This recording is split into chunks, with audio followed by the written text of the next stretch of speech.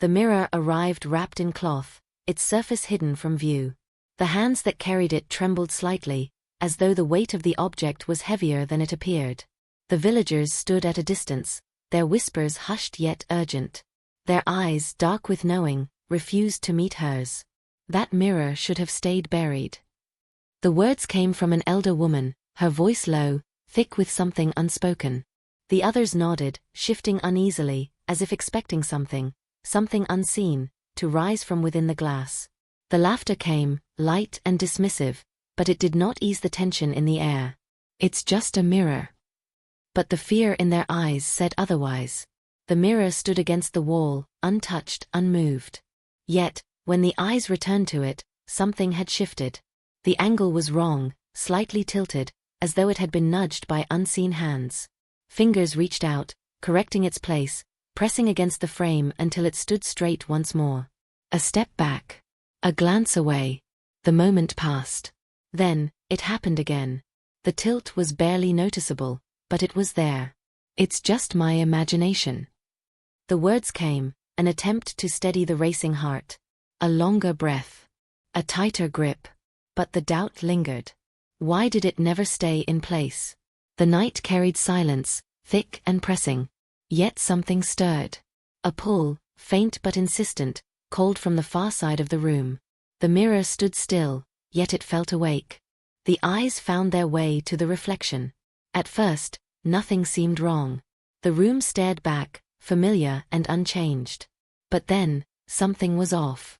The bed was on the wrong side. The curtains that should have been there were missing. The door, which had been closed, now gaped open. The breath hitched, the pulse quickened. A shadow moved in the glass, not outside, not in the room, but inside the reflection. It flickered for only a moment before disappearing into the corners of the mirror. It had been too fast, too subtle. A trick of the eyes, surely. A mind half asleep, seeing what was not there. Surely. The sound came soft, a whisper carried on the air.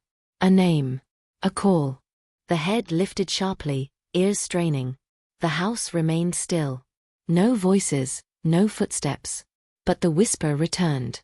It did not come from the room. It did not come from beyond the walls. It came from the mirror.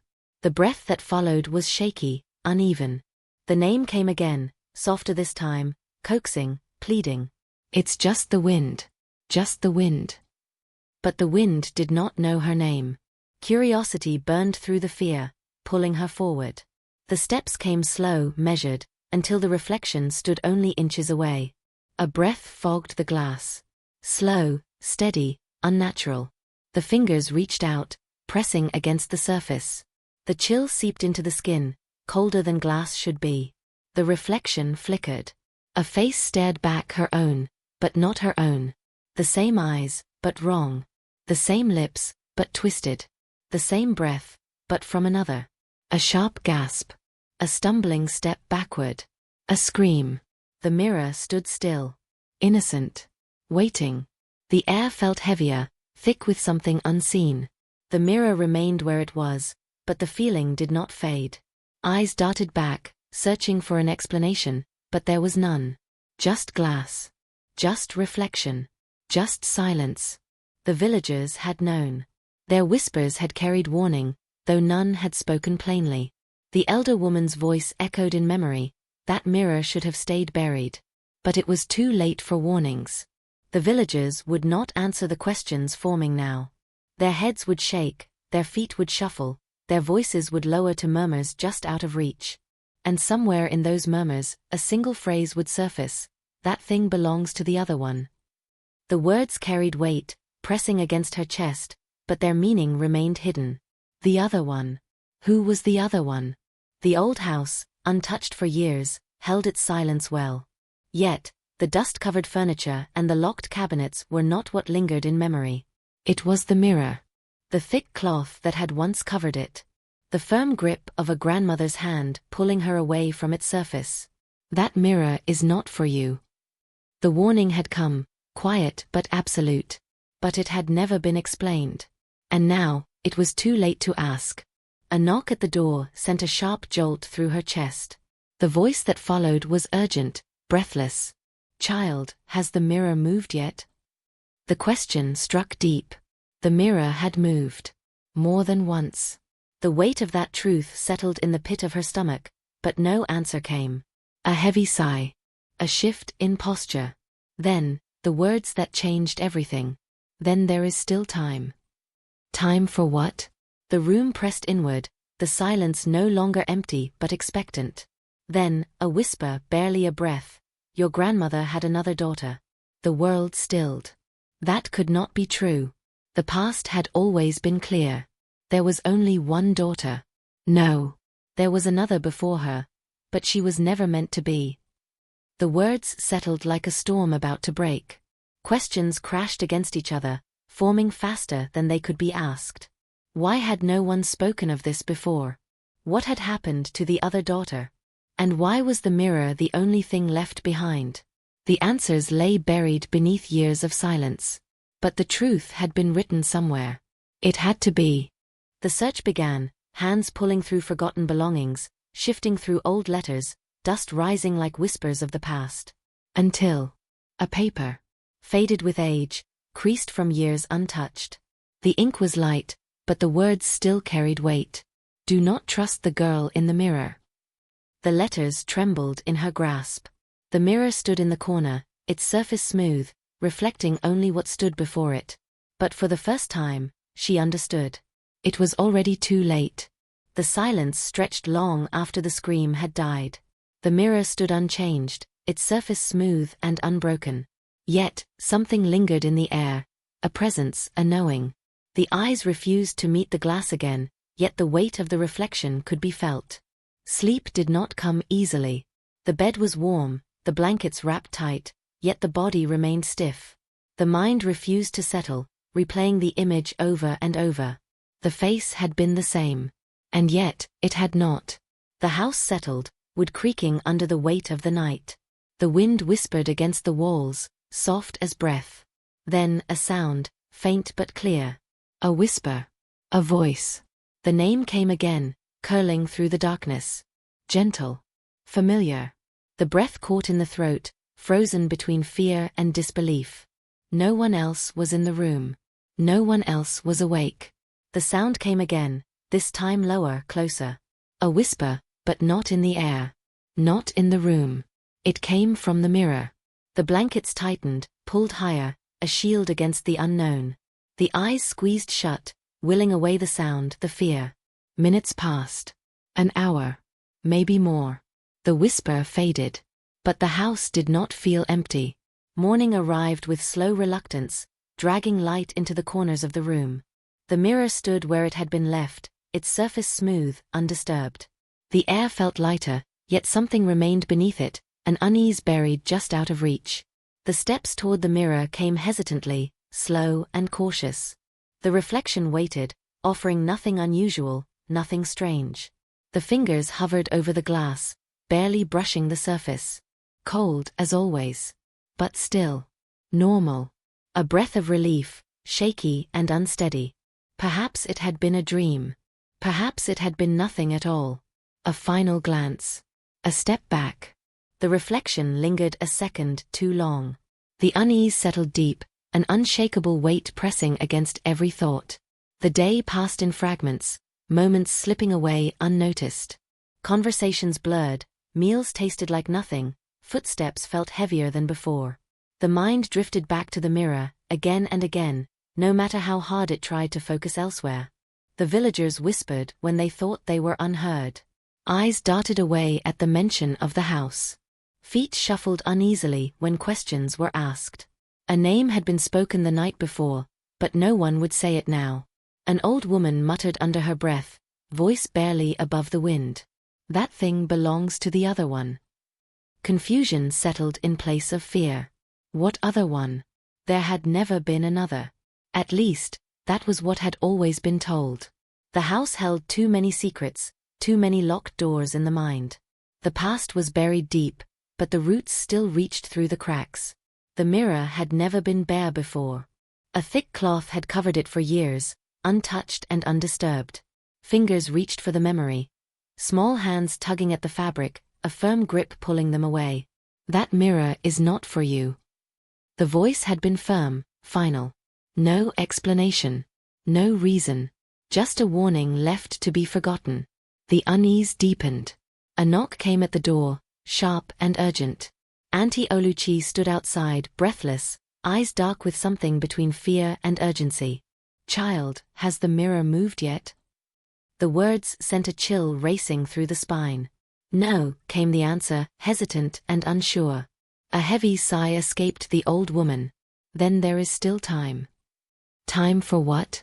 The question never left the lips, but it filled the space between them. Auntie Oluchi's gaze flickered to the mirror, lingering too long, as if expecting it to change before her eyes. A hand gripped an arm, firm and unyielding. "Listen to me, child. Do not trust what you see in the glass." The warning hung in the air, thick and heavy, pressing down like the weight of something ancient. But it was already too late. The weight of Auntie Oluchi's warning lingered, sinking deep into the bones. The air in the house felt different now, thicker, heavier, as if something unseen had settled within it. Every creak of the wooden floor, every whisper of wind against the windows, felt like a breath held too long. But the mind could not rest. The past had never mattered before, yet now it clawed its way to the surface, demanding to be seen. The chest in the corner had always been there, untouched and forgotten. Fingers traced the rough wood, hesitating before lifting the lid. The scent of age and dust rose into the air, wrapping around the memories buried inside. Layer by layer, belongings long abandoned were unearthed. A folded cloth, a rusted key, a bundle of letters tied with fraying twine. Hands trembled as the knot loosened. The paper was brittle, the ink faded, but the words remained. "Do not trust the girl in the mirror." The breath hitched, the letters slipping through unsteady fingers. The villagers' whispers. Auntie Oluchi's fear. The way grandmother had always kept the mirror covered. It all made sense now. A name had been spoken the night before, carried in a whisper from the dark. Adana. The letters lay scattered, the truth staring back. "Your grandmother had another daughter. But my mother was her only child." No. There was another before her, but she was never meant to be. The past had never been a quiet thing. It had waited, patient and hidden, just beneath the surface. But now, it had been found. And there was no turning back. The mirror was no longer just a mirror. Every time she looked at it, something felt wrong. At first, it was small things. The way her reflection moved just a second too late, the way its eyes lingered on her even after she had turned away. It was subtle, almost unnoticeable, but enough to make her uneasy. Then, one night, she saw it. She had been rubbing her tired eyes, ready to turn away, but something in her peripheral vision stopped her. Her reflection was still staring straight ahead. Her breath hitched. She moved her hand slightly. The reflection followed. A sigh of relief almost left her lips, until she blinked and saw it again. For just a fraction of a second, the reflection didn't move with her. It watched. A whisper drifted through the air, faint as a breeze, curling like smoke around her ears. "Adana." The sound sent a shiver down her spine. "I am your sister." The voice felt distant, familiar yet unknown. Abeni's throat tightened. This wasn't real. It couldn't be real. The one they erased. The reflection's lips hadn't moved, but the words continued. Abeni took a step back. The cold air pressed against her skin. A presence clung to her, wrapping around her like unseen hands. "Grandmother trapped me here," the whisper insisted, softer this time, almost pleading. "You must help me." Her fingers twitched at her sides. Her mind screamed at her to leave, to look away, to run. But something in that voice, something in those eyes, made her hesitate. What if it was true? What if she had a sister no one had told her about? And what if, just maybe, her grandmother had been the one lying all along? Abeni's chest tightened as the voice wrapped around her like a cold mist. The words echoed in her mind, pulling at something deep within her, something she couldn't quite understand. She wanted to look away, to shut her eyes and pretend it wasn't happening, but the mirror held her. The reflection, the girl with her face but not her eyes, was waiting. "You must help me." The plea was soft, filled with sorrow, But Abeni hesitated. Every instinct screamed at her to run, to turn her back on whatever this was, but doubt gnawed at her. If this was a lie, then why did it feel like the truth? Her grandmother had been secretive, always warning her never to touch the mirror. And now, after all these years, was she finally seeing the reason why? If you don't, I will be trapped forever. Abeni's breath came in short, shallow gasps. Her fingers curled into fists, nails digging into her palms. The room seemed smaller now, the air heavier. A part of her wanted to believe the reflection's words, to believe that a sister, forgotten, erased, was reaching out for help. But another part of her, the part that had grown up with her grandmother's quiet fear, whispered that this was all wrong. They never told you about me, the voice continued, coaxing, weaving a thread of doubt through her thoughts. They were afraid. Afraid of what I am. Afraid of what you might become. Her stomach twisted. The reflection tilted its head, waiting, watching, patient as a shadow. I can show you the truth. Abeni took a shaky step forward. Her mind screamed at her to stop, to turn back, but curiosity had already won. She reached out. The glass was cold beneath her fingertips. For a moment, nothing happened. Then the reflection smiled, a slow, eerie curve of the lips that sent ice crawling down her spine. Abeni yanked her hand back, but it was too late. A wave of dizziness crashed over her, pulling her under like a tide. Her vision blurred. The room tilted. The air grew thick, pressing against her skin.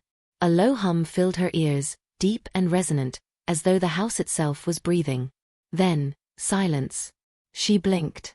The mirror stood before her, whole and unbroken. But something was wrong. The air was still, too still. The colors around her were muted, as if drained of life. A strange, heavy quiet filled the space, wrapping around her like unseen hands. Her heart pounded. She turned, expecting to see the familiar surroundings of her grandmother's house. Instead, she saw herself. Not a reflection. Herself. Standing on the other side of the glass. Abeni's throat closed. She lifted a trembling hand, and the girl in the mirror did the same. But she wasn't mimicking. She was watching. Understanding hit her like a stone dropped into deep water, rippling through her mind. She was inside the mirror. Trapped. The reflection, no Adana, stood in the real world free. Abeni slammed her hands against the glass, panic surging through her veins. No, this isn't. Adana tilted her head, an amused glint in her eyes. You shouldn't have trusted me. Abeni's pulse thundered in her ears. She pounded against the mirror, but no sound came. No one would hear her. No one would save her. Adana reached out, pressing her hand against the glass.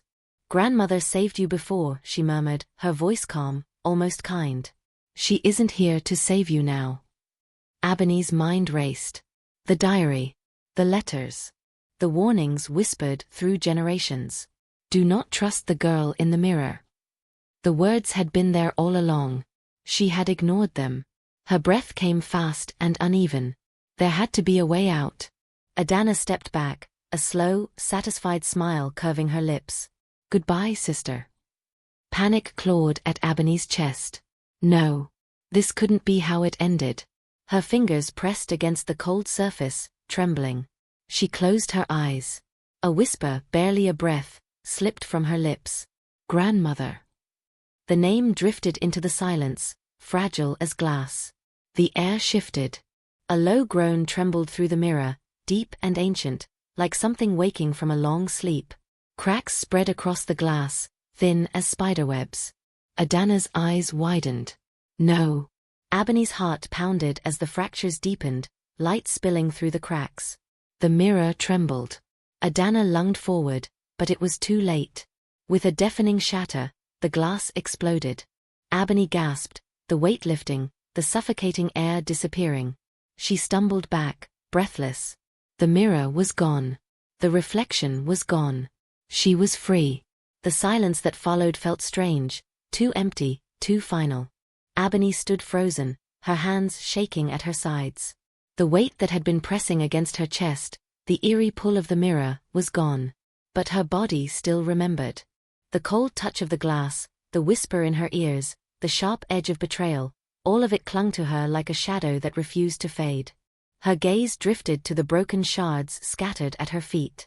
Each jagged piece shimmered with an unnatural gleam, reflecting pieces of the world that no longer belonged to the mirror. The air around them was still thick with something unseen, something old. She took a slow step back. The shards did not move. A sudden creak broke the quiet. Abeni flinched, heart hammering. The door.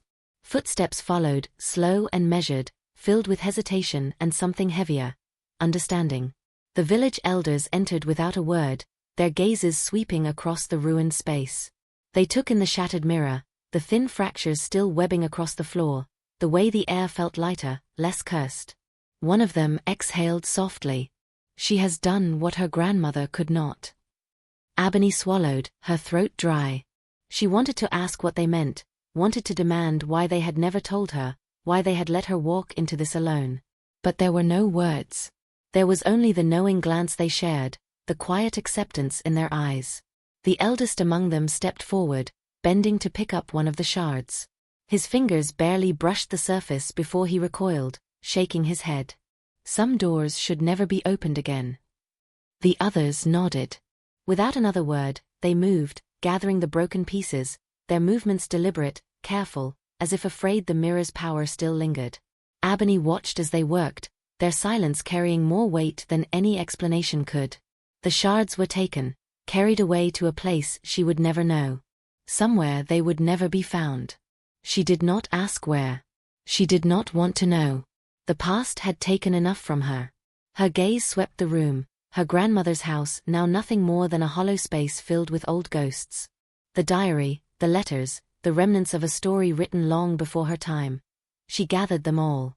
The earth outside was soft beneath her fingers.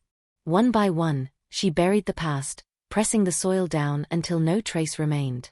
No more voices. No more whispers. No more ghosts. She wiped her hands against her clothes, staring at the fresh earth, waiting to feel something. Relief, peace, closure.